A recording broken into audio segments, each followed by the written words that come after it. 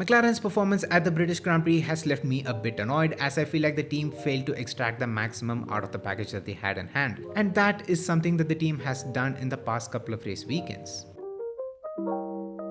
McLaren, since they brought the major upgrade package to the Miami Grand Prix, clearly has a car that could win races at pretty much every single race we had since then, maybe barring the Monaco Grand Prix where clearly Ferrari had the edge over the competition. But when you think about it, the team came so close to winning the race in 5 Grand Prix so far. I mean, that is a massive bottle job when you really pay attention to it. And to be honest, if it was Ferrari in the place of McLaren, we would have grilled Ferrari for their incompetence and inconsistency of coping up with the pressure at the sharp end of the field. McLaren clearly had a car that could have won the race in Imola, in Spain, in Canada, in Austria, and finally in the British Grand Prix now. Though they might not have had the outright fastest car, they clearly had a car that could match the pace of the fastest one, so they clearly had the chance of winning those races. Why this is particularly frustrating is that other than Mercedes, no other team has been able to put pressure on Red Bull consistently across the season. Ferrari started the season very strong, but now they're lurking in the region of being 3rd to 4th fastest, nowhere near being in contention for a race win. And McLaren, despite having a strong car and a driver package, has not been able to fully capitalize on it. The gap between McLaren and Red Bull and Lando Norris and Max Verstappen should have been a lot closer than what it is right now, if McLaren had strung together all those race weekends perfectly that I just mentioned above. It's not all that often you get to witness a team catch up to the championship leader's pace.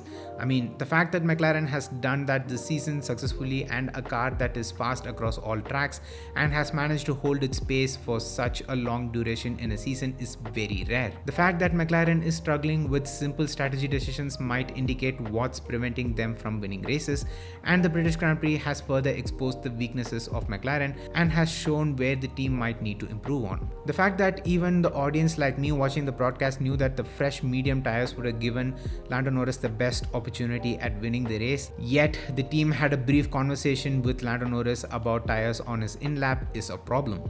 And Red Bull once again proved why they are the champions, as they sent Verstappen on a fresh hard tires, which allowed him to finish P2 on a weekend where Red Bull looked only good enough to finish P4 or P5. And despite the rough weekend, Verstappen has still managed to increase his lead over Lando in the Drivers' Championship. And I just did a quick math, and in an alternate universe, if Lando had managed to finish the job with those races from Imola to Silverstone without changing anything about Monaco, and both finished 1-2 in the Austrian Grand Prix with Lando in the lead, Lando would have been just 18 points shy of Verstappen. And even in a worst case scenario where Lando had won everything from Miami except for Imola and Canada, losing out to Max, without changing anything about Monaco again, he would have been just 46 points shy of Verstappen compared to 84 points that it is in real life. I know that these are ifs and buts, but the thing is that the championship had all the opportunities to be a lot closer than what it is right now. And Max and Red Bull wouldn't have had the buffer that they have right now to breathe,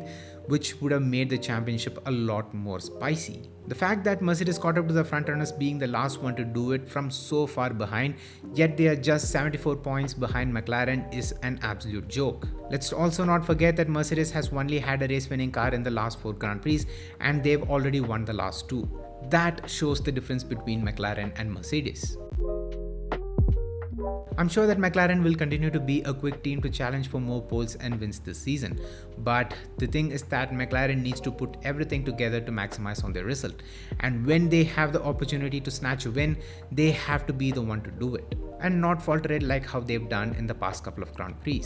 I'm sure that McLaren can do it, as they showed the remarkable improvement that they made last season, and how consistent they were last season was a testament to it. And I completely understand why the team is struggling with these issues. It's because the team has been a midfielder at best in the past decade, that the team has lost that winning mentality, and that league of operation has got a bit rusty.